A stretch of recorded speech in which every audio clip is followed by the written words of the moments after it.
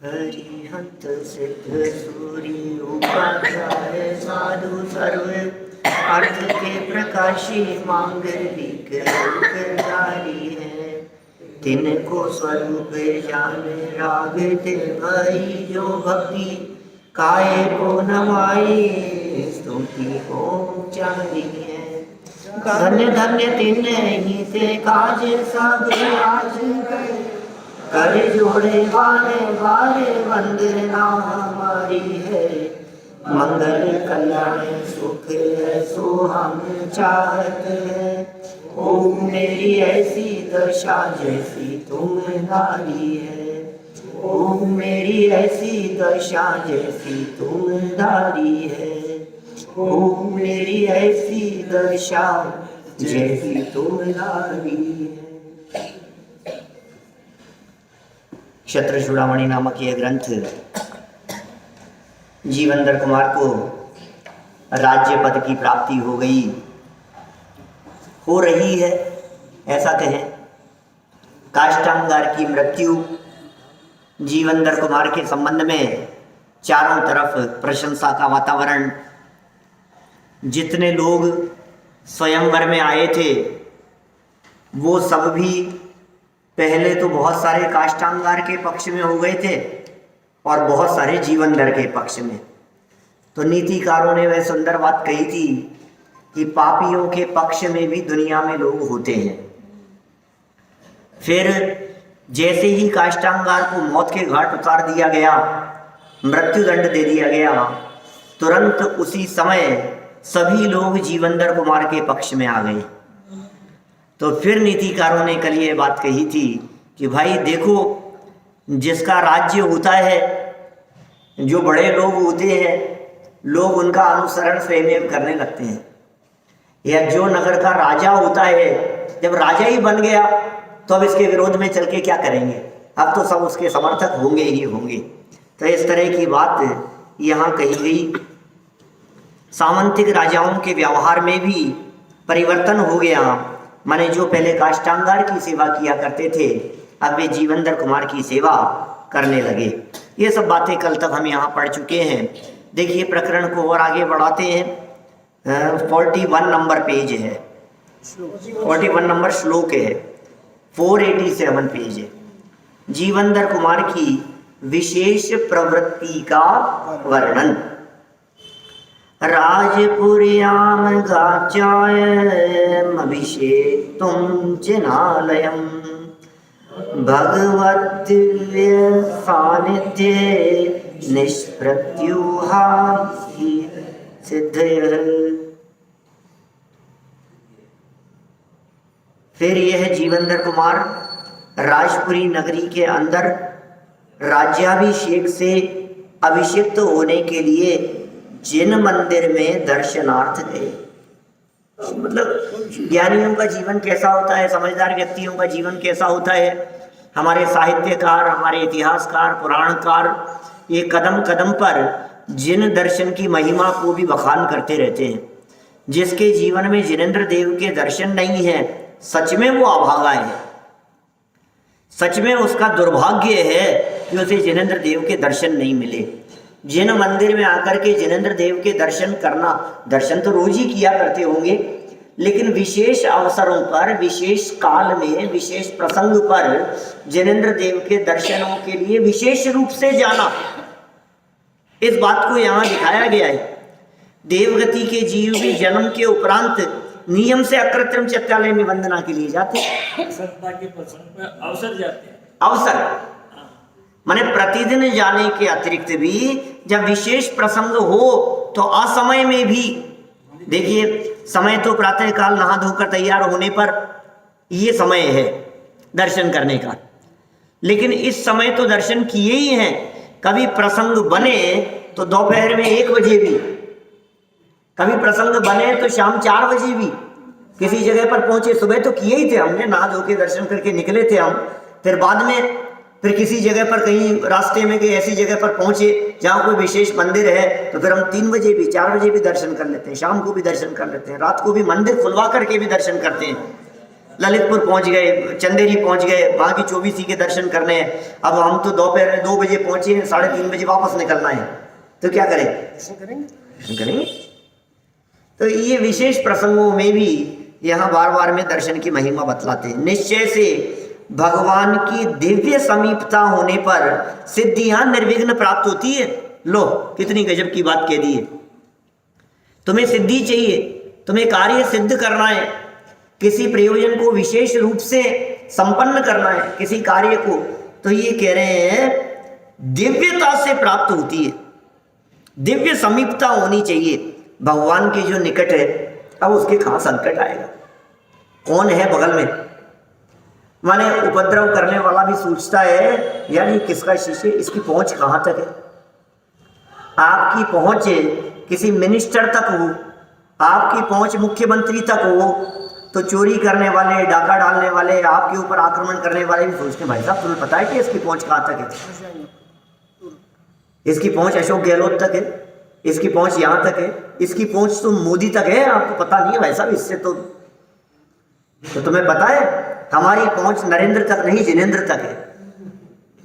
जिनेंद्र देव तक हमारी पहुंच है।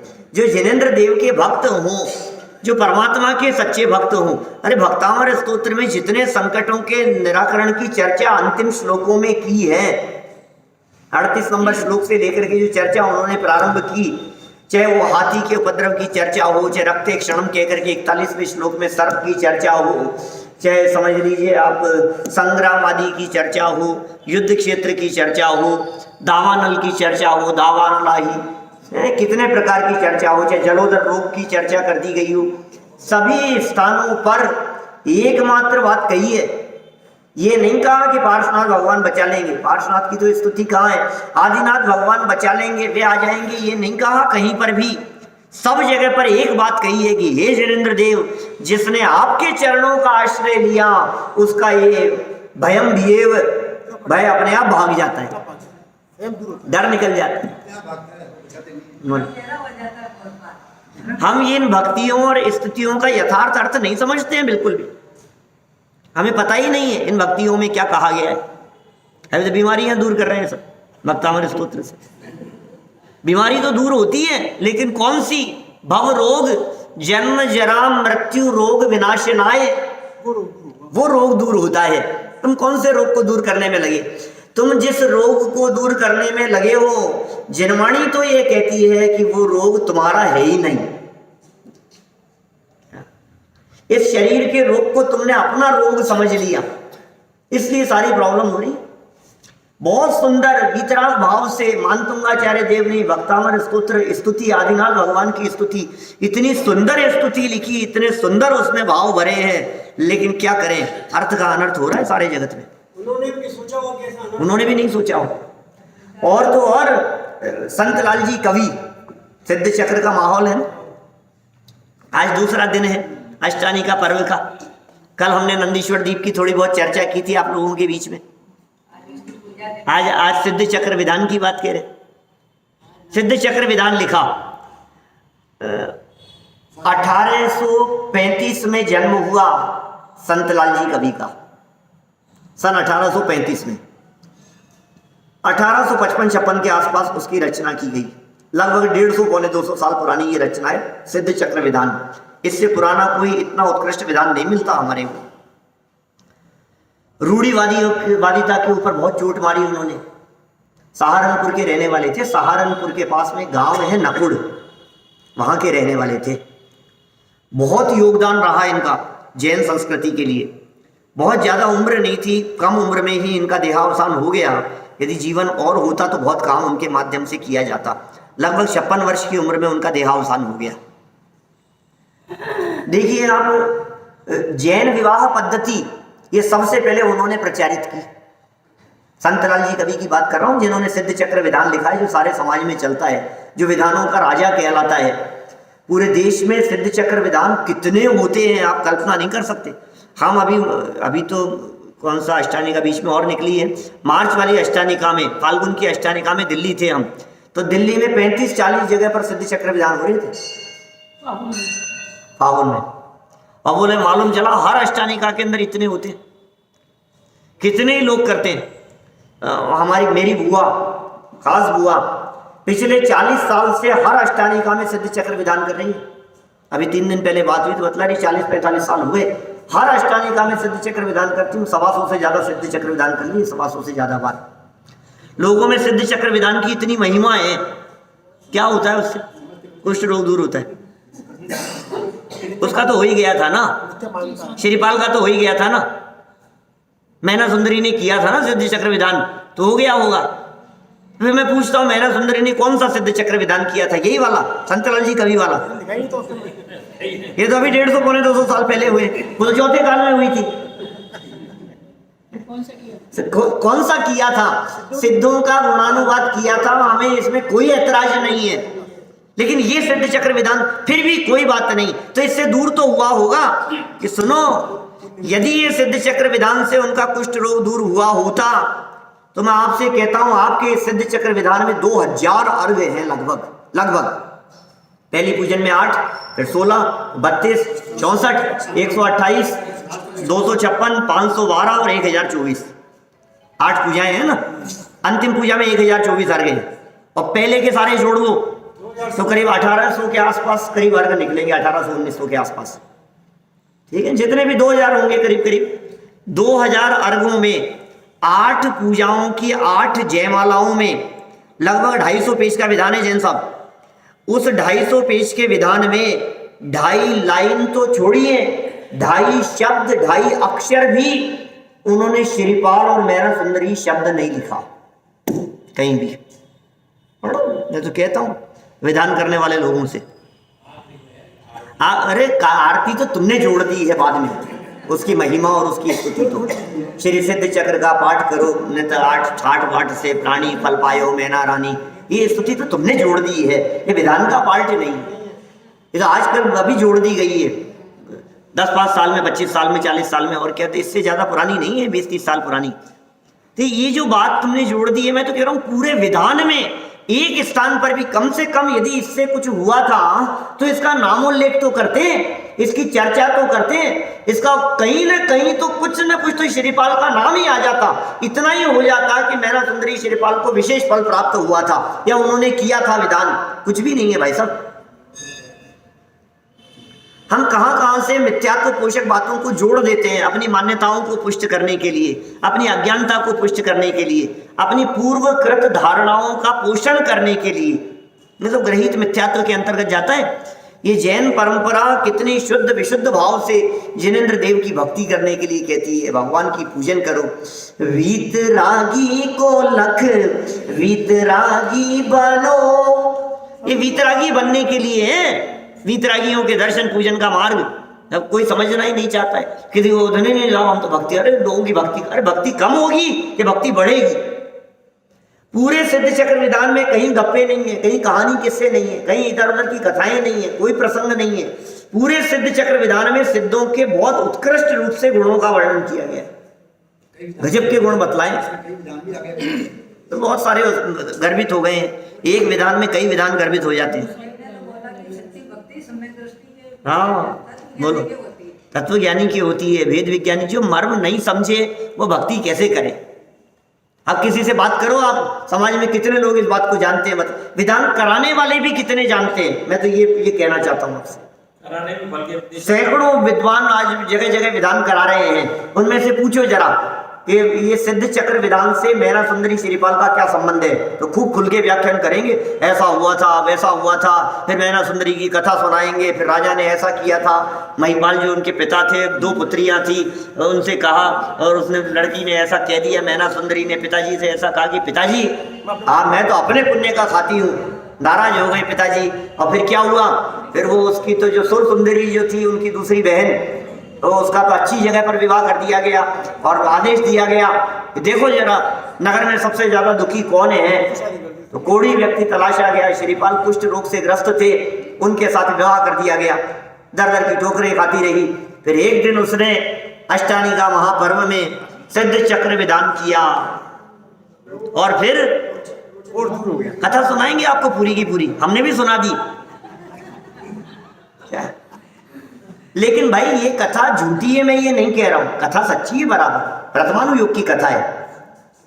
मैंने तो 1986 में सबसे पहली बार पढ़ करके सुनाया था ये ग्रंथ, कोटि भट्टी श्रीपाल, पहला ग्रंथ था मेरी लाइफ का जो सबसे पहले पढ़ा था मैंने। आस पड़ोस में हमारे दादी जी, ताई जी, सब दुनिया, सब आस पड़ोस के सब लोग बैठते थे, अम्मा जी वगैरह, और सबसे पहले ये ग्रंथ, क्या हाँ नाटक होते थे, सब जानते हैं। ये कथा झूठी है, मैं ये नहीं कह रहा हूँ, प्रथमानुयोग का कथन है, आचार्य देव ने लिखी है, कहानी है, प्रसंग है, हम कहाँ कह रहे हैं। और उस कहानी और प्रसंग में अंत में सिद्धों के गुणानुवाद के लिए एक वाक्य दिया भी गया है। लेकिन इससे कुष्ठ रोग दूर होता है, ये मान्यता झूठी है, ये मान्यता मिथ्यात्व है। ये तर्क दिया ना उन्होंने, टोडरमल जी साहब ने, इन्हीं टोडरमल जी साहब ने सम्यक ज्ञान चंद्रिका की प्रशस्ति लिखते समय एक स्थान पर ऐसा तर्क दिया कि भाई ये तो ऐसा करने से ऐसा काम हो जाता है, इस तरह का प्रसंग चल रहा था कि उनको ऐसा हो गया था तो हम भी ऐसा ही करें। तो पता है क्या जवाब दिया उन्होंने? किसी व्यक्ति को यदि गड्ढा खोदने पर रत्नों से भरा हुआ कलश मिल गया, किसी व्यक्ति को सड़क पर गड्ढा खोद रहा था और खोदते खोदते उसे नीचे रत्नों से भरा हुआ कलश मिल गया, तो ऐसा विचार कर समझदार व्यक्ति को व्यापार रोजगार के कामों को बंद करके गड्ढा खोदने में नहीं लग जाना चाहिए। लगना सबको भी मिलेगा। अरे यार क्या बुरा है, आज नहीं मिलेगा तो कल मिलेगा, कल नहीं मिलेगा तो परसों मिलेगा, महीने भर तक गड्ढा खोदने में मिल जाए तो भी क्या बुरा है, और साल भर में भी यदि मिल जाए तो फिर तो जिंदगी भर बैठ के खाएंगे। तो दीपेश जी क्या करें बोलो, एक ही यही काम चालू कर दें तभी तो मिलेगा। अरे किसी व्यक्ति को उसके पूर्व पुण्य के योग से ऐसा हो गया तो इससे ये नियम थोड़ी नहीं है कि हर गड्ढा खोदने वाले को मिल जाएगा। उन्होंने सिद्ध चक्र विधान किया और ऐसा हो गया, अरे कारण तो उनके खुद का निजी कर्म का उदय है, खुद के कर्म का उदय है, पुण्य का उदय है, साता वेदनी कर्म का उदय है। मेरे कर्म का उदय कुछ हो और आपका कुछ हो तो मेरे कर्म का उदय आपका काम कर देगा। और कितनी गजब की बात लगती है, विधान किया मैना सुंदरी ने और फल मिल गया श्रीपाल। कैसे हो भाई? कैसी बातें हैं भाई, यहाँ तो देव दर्शन की महिमा बतला रहे हैं। कभी कभी जब मैं ऐसी बातें कहता हूँ तो 99.9% लोगों को तो जचती है, लेकिन जिनकी होनहार भली नहीं होती है वे लोग पीछे से ऐसा कमेंट भी कर देते हैं कि यार आप तो महिमा कम कर रहे हो भगवान की। आपके ऐसा कहने से फिर लोग करेंगे क्यों? अभी कम से कम ये आशा तो बनी हुई है ना, उम्मीद तो बनी हुई है ना कि हमारे भी संकट दूर हो जाएंगे। करने दो ना इस उम्मीद से ही सही, क्या फर्क पड़ता है कि सुनो भाई, हम झूठी उम्मीद के सहारे तुम्हें बेवकूफ बना करके धर्म में लगाना ये उचित नहीं समझते। सच्ची बात बतलाओ, सही जो है वस्तु स्थिति हमने आपको बतलाई। हम तुम्हारे को कहें कि नहीं ऐसा मंत्र देता हूं इससे तुम्हारा कल्याण हो जाएगा, किसको धोखा दे रहे हो? फिर नहीं होगा तो क्या होगा? फिर श्रद्धा होगी या अश्रद्धा होगी? उल्टी अश्रद्धा हो जाएगी। हे भगवान, मैंने तो इतना वंदना की, मैंने तो इतना किया तुम्हारे लिए, इतनी पूजन, इतना बड़ा अनुष्ठान, इतने पैसे खर्च किए, फिर भी मेरे साथ तुमने ऐसा किया। अरे भाई भगवान नहीं करते हैं, हाथ पे हाथ धर के बैठे हैं, इस बात को समझो। लेकिन इतना होने के बावजूद भी भगवान कुछ नहीं करते, ऐसा होने के बावजूद भी जिनेंद्र देव का सच्चा भक्त किसी भी प्रसंग में जिनेंद्र देव का स्मरण करने से अछूता नहीं रहता। ये देखो आप, राज्याभिषेक का प्रसंग चल रहा है, अभिषेक होना है उसका, राज्याभिषेक होना है, बोले नहीं होता रहेगा राज्याभिषेक, पहले जिनेंद्र देव के दर्शन, पहले भगवान के दर्शन करने के लिए जाएंगे। ये ऐसी महिमा है, होती है ज्ञानियों के हृदय में भगवान की महिमा। तुम जैसा बनने के कारण शरण तुम्हारी आया, नाथ तुम्हारी पूजा में सब स्वाहा करने आया। तुम जैसा बनने के कारण शरण तुम्हारी आया। देखो भाई, कोई भी प्रसंग हो, चाहे सिद्ध चक्र विधान हो, चाहे भक्तामर स्तोत्र हो, चाहे विशापाहार स्तोत्र हो, कोई भी स्तोत्र हो, स्तुतियाँ हो, भक्तियाँ हो, थोड़ा सा अपनी बुद्धि को जागृत रख करके विचार करके हमें काम करना चाहिए। मैं तो कभी कभी ऐसा भी कहता हूँ, जिस घटना का तुम्हें पता है, इस घटना का वो संतलाल जी कभी को पता नहीं होगा क्या? सिद्ध चक्र विधान जिन्होंने लिखा है, तुम जिसके गीत गा रहे हो वो करते हैं यार, क्यों नहीं किया उन्होंने? लेकिन वे जानते थे, जानबूझ के नहीं किया होगा उन्होंने। वे जानते थे कि ये पब्लिक तो भोली है, जनता बहुत भोली है भाई, इनको इतना सा कहेंगे और हम तो सही भावना से कहेंगे और ये क्या से क्या अर्थ निकाल लेंगे। उन्होंने नहीं लिखा तब भी इतना प्रचार हो रहा है, वो लिख देते तब तो क्या होता? क्या बोलो? एक लाइन नहीं लिखी उन्होंने पूरे विधान में, कहीं से भी प्रकाशित हो विधान। मैं कोई वो बात नहीं कह रहा हूं कि हमने कहीं से प्रकाशित किया हो कि करवाया हो, दुनिया में कहीं से भी प्रकाशित हो, दुनिया में कहीं भी सिद्ध चक्र विधान हो रहा हो, दुनिया का कोई भी जैन विद्वान कहीं से भी पढ़ा लिखा सिद्ध चक्र विधान करा रहा हो, आप उस विधान की एक भी लाइन में मुझे ये ला करके दिखा दो कहीं भी। बोलो। हम कहते हैं विद्वानों के बीच में जब बैठते हैं ना अपने साथी कॉलेज के, तो बोलते हैं अरे यार तुम तो चलने से क्यों चल रहा है, क्योंकि लगता है फिर समाज में आखिर यही तो एक वो है बहाना जिसकी वजह से हम लोगों को अट्रैक्ट करते हैं। और तुम उसको ही भाई सच्ची बात बताओ, हम इतने वर्षों से सच्ची बात बतला रहे हैं। मैं यदि ये सोचता कि सच्ची बात बताने पर लोग नहीं आएंगे तो आज ये इतनी संख्या में लोग दिखाई नहीं देते। पूरे विश्व में, बोलो, पूरे विश्व में जगह जगह हम तो सच्ची बात बतलाते हैं। बोलो, और सब सुनते हैं बहुत उत्साह से। मैंने वो दीपावली अभी बात की थी ना अपन ने, धनतेरस दीपावली वाला प्रवचन, और सारी कितनी मिथ्या बातों के ऊपर मैंने चोट मारी। आप थे कि नहीं उस दिन? आप नहीं थे उस दिन दिवाली वाला प्रवचन जिस दिन किया था? 8,000 से ज्यादा लोग, ये तो YouTube के अंक है अभी के, आज तक के। 10-15 दिन बाद में देखोगे तो 8,000 से 10,000 पहुंच जाएगा, 25,000 50,000 तक पहुंच जाएगा, क्योंकि बहुत सारे प्रवचन ऐसे हैं जो इतनी संख्या में लोगों ने देखे हैं। व्हाट्सएप तो अलग है, जो ये अरुण जी वैसा भेजते हैं वो, ये स्थिति है। हजारों लोग देखते हैं, कितने लोगों ने पसंद किया है, कितने ही लोगों के कमेंट्स आते हैं, लोग पसंद करते हैं उन बातों को। आप सच्ची बात बतलाओ, कितनी रूढ़िवादिता के विरोध में हमने बात की, एक बात के विरोध के अंदर हमने बात की, सच्ची बात बतलाई हमने, लोगों सुनी नहीं है भाई बात। आप सच्ची बात बताओ तो सही, सच्ची बात सुनकर के लोग नाराज नहीं होंगे। तुम ये सोचते हो नहीं सामने वाला नाराज नहीं हो जाए, इसको बुरा लग जाएगा, इसको बुरा लग जाएगा। अरे भाई साहब, सच्ची बात बताने की हिम्मत रखो, सच्ची बात बताने की दृढ़ता आप में होनी चाहिए। दुनिया को सच जानना है, सच्चाई जाननी है। 2 रोटी सब खाते हैं, बुद्धि सबके पास में है, आपके षड्यंत्र चलने वाले नहीं है। आप देखो, हम तो वर्षों से ये बात कह रहे हैं, और अभी ये 2 पिक्चरें जो आ गई है, पीके और ओ माय गॉड, कहां से बुद्धि से सोच करके उन्होंने बातें लिखी, स्क्रिप्ट बनाई होगी और मूवी बनाई होगी। बोलो, पूरे दुनिया भर में चलने वाली इन सारी बातों के ऊपर ही तो चोट मारी ना उन्होंने, ये सोच करके और लोग विरोधी हो जाएंगे, लोग आग लगा देंगे, मार देंगे, जान से मार देंगे, कौन कौन से धर्मों के ऊपर ऐसी बात उंगली उठाएंगे। तो नहीं, पढ़ा लिखा आदमी है, इंसान पढ़ा लिखा है, समझदार है, बुद्धिमान है, उसने कोई बुद्धि बेच नहीं खाई है। समस्या ये है कि हम सच्ची बात को उन तक पहुंचा ही नहीं पा रहे हैं। वो बात बेचारों ने सुनी ही नहीं है, एक तो सुनी नहीं है, और दूसरे बहुत सारे लोग वो सुनने देना चाहते नहीं, वो सच्ची बात वहां तक पहुंचाना नहीं चाहते। मुझे बतलाओ कितना विरोध हुआ होगा। आपकी इसकी पद्मावती का तो बहुत विरोध हुआ, पद्मावती नाम था ना, इसका कितना विरोध हुआ बताओ। नहीं हुआ कहीं भी, और सबने 2 बार देखी, 3 बार देखी थी बात, और सबकी मान्यताओं, किसी को नहीं छोड़ा उन्होंने। यहां तक कि एक में तो बाहुबली भगवान के ऊपर कलशाभिषेक को भी दिखा दिया 10-11 सेकंड के लिए। ये क्या कर रहे हो आप?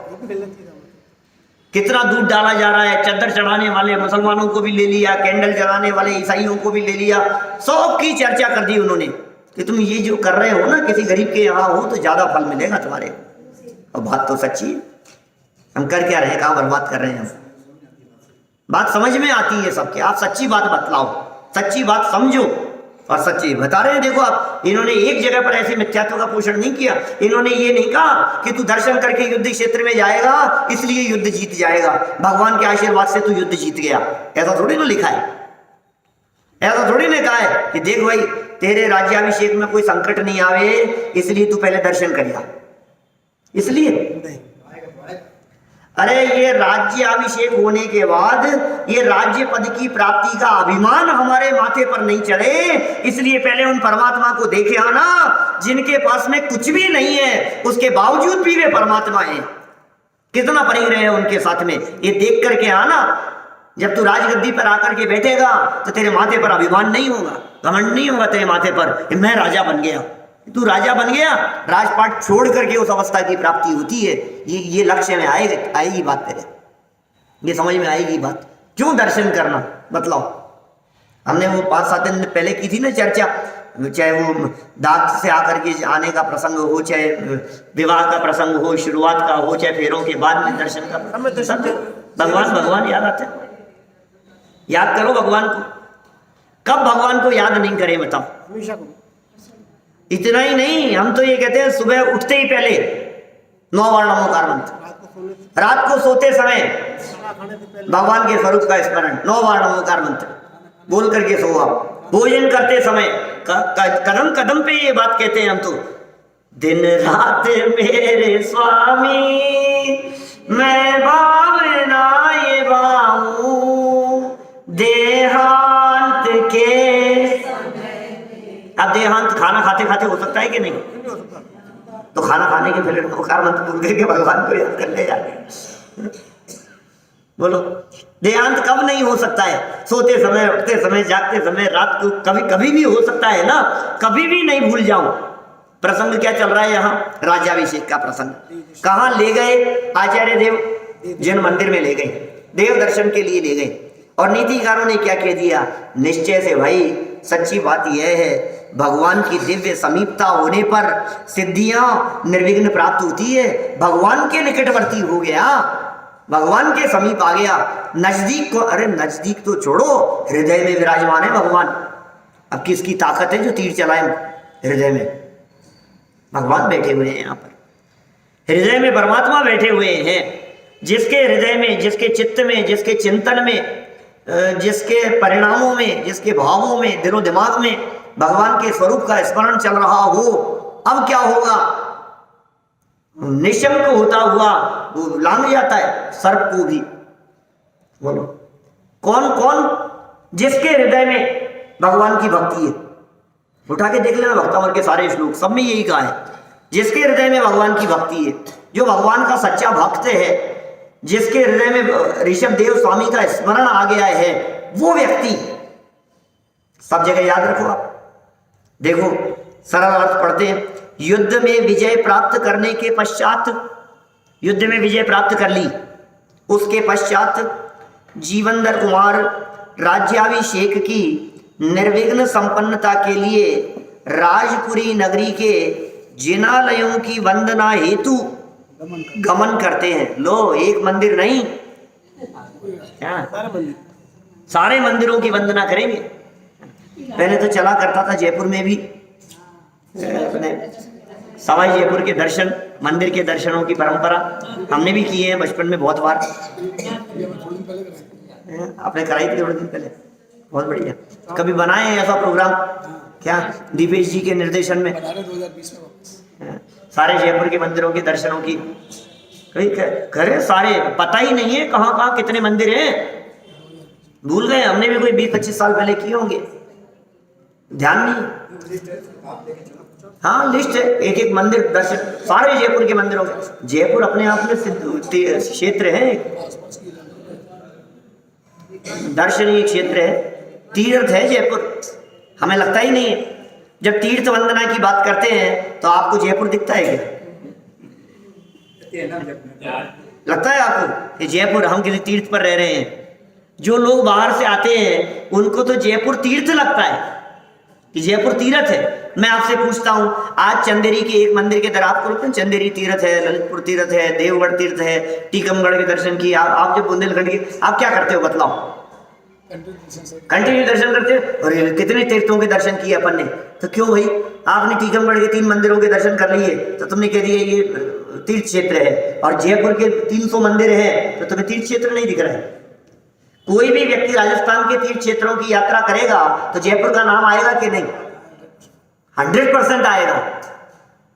हम इस तीर्थ में हम तो ये तो ठीक है, ये तो ठीक है।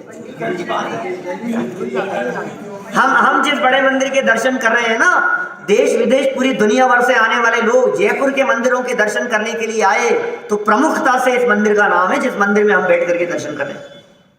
जयपुर में पंडित माने 300 मंदिरों में से यदि आप उत्कृष्ट 10 मंदिरों के नाम गिनेंगे तो 10 में आपको नाम ये तेरापंथी बड़े मंदिर का नाम मिल जाएगा जयपुर के मंदिरों में। पदमपुरा तो दूर हो गया, पदमपुरा, सांगानेर, चूलगिरी, 3 नाम तो ये हो गए। एक सांगानेर ले लिया ना अपन ने, महावीर पार्क के सामने संगी जी का मंदिर है, ये मंदिर है, मुल्तान समाज का मंदिर है, इधर बड़े दीवान जी का मंदिर है, पार्श्वनाथ का मंदिर है, महावीर स्वामी का मंदिर है। 10 मंदिर है ये कुल मिलाकर के। बद्रीजन जी का मंदिर है। ये कितने से मंदिर है, मतलब ये प्रमुख मंदिरों में है, 300 साल पहले बना हुआ। और ये तो ऐतिहासिक मंदिर है। जिस मंदिर से इतिहास जुड़ा हुआ है, जिस मंदिर से टोडरमल जी जुड़े हुए हैं, जिस मंदिर से पंडित जयचंद जी चावड़ा साहब जुड़े हुए हैं, जिस मंदिर से जयपुर बसा तल का मंदिर है ये, उस काल का 300 साल से प्रवचन चलते हैं। पूरे विश्व में नहीं है ऐसा मंदिर जिस मंदिर में हम बैठे हुए हैं, लेकिन रोजाना दर्शन करते हैं तो हमारे को कुछ ऐसा लगता नहीं है कि हमने कोई आज कोई। पंडित की जयपुर में हाँ सही बात है, पंडितों की नगरी रही है, विद्वानों की नगरी। चलिए खैर कोई बात नहीं। तो सारे जिनालयों की वंदना से हमें जयपुर के जिनालयों की वंदना का भी भाव आ गया है। राजपुरी नगरी के जिनालयों की वंदना हेतु गमन करते हैं, क्योंकि देवादिदेव भगवान अरहंत के अति पवित्र और अलौकिक निमित्त से सभी कार्य निर्विघ्न सिद्ध होते हैं, वो करते नहीं है। बात बात में फर्क है। उनकी भक्ति से, उनके गुणानुवाद से, जिसके हृदय में उनका वास होता है और पवित्र भावना से अरहंत भगवान की भक्ति करो, उनका अलौकिक निमित्त बनता है उनका, और सभी कार्य निर्विघ्न रीति से संपन्न होते हैं, सिद्ध होते हैं। सहज ही सारे कार्यों की सिद्धि हो जाया करती है। ये चमत्कार है अपने आप, भगवान की भक्ति का ये चमत्कार है। जिसके जीवन में भगवान की भक्ति हो और उसके कार्य नहीं हो सकते, ऐसे होंगे ही होंगे यार, चिंता मत कर। यदा भगवान तो बीतरागी है, वो क्या करेंगे, तो सबका हो जाएगा काम अपने आप, तो चिंता मत कर। नाम लेने मात्र से काम हो जाते हैं उनके। उत्तर तू क्या सोचता है, भगवान को उतर के आने की जरूरत है? मैं तो कभी कभी वो बालबूत के प्रवचनों में चर्चा की है मैंने, यहाँ तीर्थंकर भगवान की चर्चा की ना शुरुआत में 2017 मार्च 2017 20-22 मार्च के आसपास के प्रवचनों में ऐसी चर्चाएं बहुत की है। कभी ऐसा नहीं होता है अजय भैया, ये अपने रोड पर चलते चलते और ट्रैफिक पुलिस वाले ने रोक लिया, तो आप किसी बड़े आदमी का नाम बतलाते हो तो नाम से ही छोड़ देता है ना। कभी ऐसा होता है मास्टर साहब? होता है। आपको पता है क्या, ये जो है ना मिनिस्टर, ये तो मेरा ही खास है। ये जो यहाँ जो है ना, ये इनसे तो हमारा बहुत अच्छा परिचय है। अभी तो आजकल तो अनिल जी पोस्ट पर नहीं है, जब यातायात विभाग उनके पास में था तो कितनी बार उनका नाम ले लेते थे, भाई साहब ये है, अरे वो तो हमारे भाई साहब लगते हैं, वो हमारे ये लगते हैं, तो चल ठीक है यार, वो तो कोई बात नहीं, वो उनका अब बतलाओ मुझे, जिनका नाम लेने से छोड़ा हो क्या, अब क्या उनको खुद को आने की जरूरत है? नहीं। बोलो भैया, नाम से ही काम हो रहा है, अब उनकी क्या जरूरत है? और तुम्हें तो पता भी नहीं है कि तुम कितनी बार उनका नाम लेके छूट गए। उनको कहाँ पता है इस बात का? यही हम कह रहे हैं, जब भगवान का नाम लेने मात्र से तेरे काम हो जाते हैं तो भगवान साक्षात उतरेंगे क्या? भगवान को उतारोगे आप वहां से सिद्धालय से? इतने से काम के लिए कितना सा काम तेरा, थोड़ा सा बस ये इनकम टैक्स का चक्कर निपट जा रहे, तो मुद्रा के इतने से काम निपटाने के लिए भगवान को उतार रहा है। तुझे पता है भगवान कहाँ, 3 लोग के नाथ कहाँ बैठे हुए हैं? सिद्धालय में बैठे हुए परमात्मा को तेरे छोटे छोटे से काम निपटाने के लिए, हे भगवान बस ये क्लाइंट तो बस इससे डील फाइनल हो जाए, हे भगवान बस ये पेट का दर्द ठीक हो जाए, हे भगवान बस अम्मा जी की तबीयत ठीक हो जाए। यार इन छोटे मोटे कामों के लिए भगवान को ऊपर से उतार रहा है। यही करते रहेंगे बैठे हुए। नाम लेने मात्र से, ये कह रहे हैं भगवान का नाम स्मरण होने मात्र से ये संकट स्वयमेव टल जाया करते हैं। लेकिन ध्यान रखना, ये अच्छी बात नहीं है कि तू संकट दूर करने के लिए उनको याद करे। आपके यहाँ शादी विवाह का प्रसंग था, उस समय तो तुमने उनको कार्ड दिया नहीं और उनका नाम लेकर के तुम छूटना चाहते हो। मतलब तुम उनको विशेष प्रसंगों में तो याद करते नहीं हो, जब संकट आता है तब उनको याद करते हो। अच्छा नहीं है ना, ये अच्छी बात तो नहीं है ना, मतलब ही है।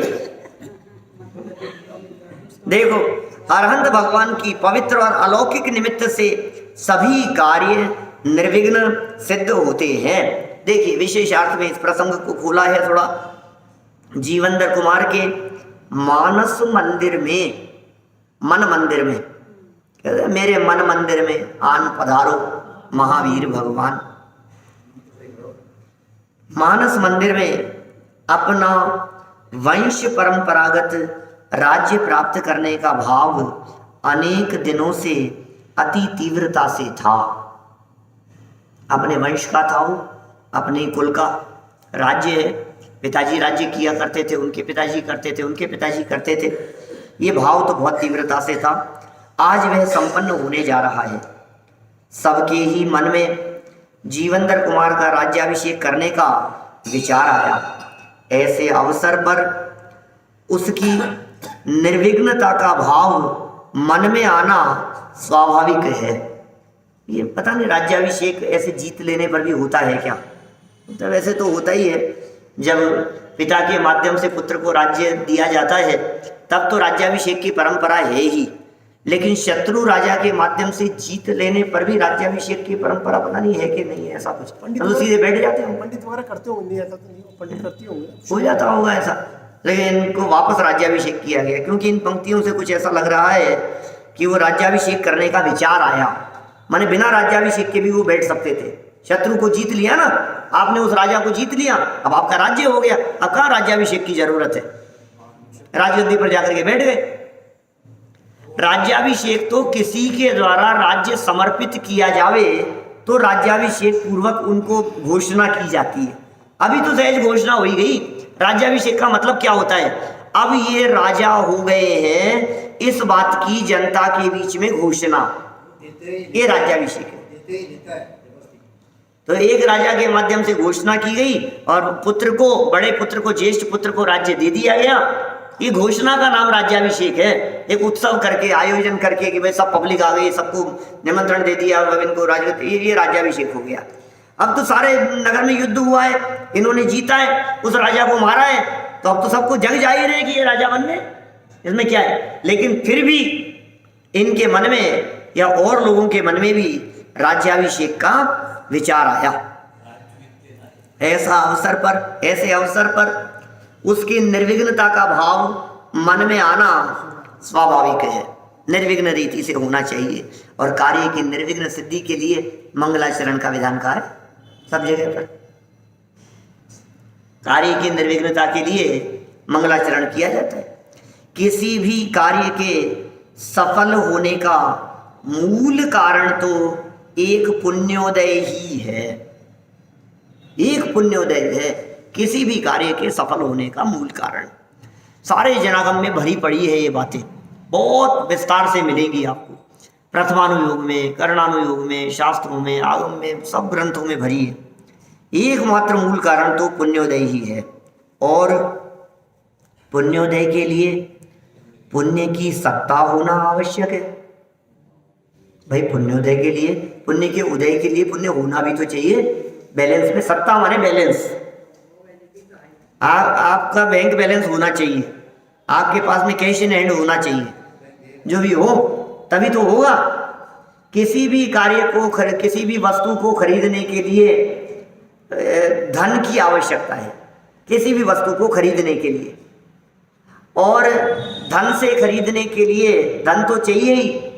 वो धन आपके बैंक में या आपके हाथ में बैलेंस भी होना चाहिए। तो इसी तरह से लौकिक में किसी भी कार्य के सिद्ध होने के लिए पुण्योदय चाहिए, और पुण्य के उदय के लिए वो पुण्य सत्ता में भी होना आवश्यक है। पुण्य भावों के लिए देव गुरु शास्त्र का सानिध्य अनिवार्य है। लो, पुण्य के बैलेंस को बढ़ाने के लिए, पुण्य बंधा होने के लिए क्या चाहिए? देव शास्त्र गुरु का सानिध्य चाहिए।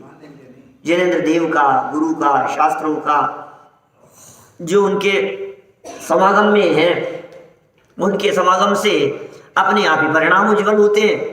परिणामों की उज्ज्वलता से सभी पुण्य बनता है। पुण्य बनता है तो बैलेंस में इकट्ठा होता है।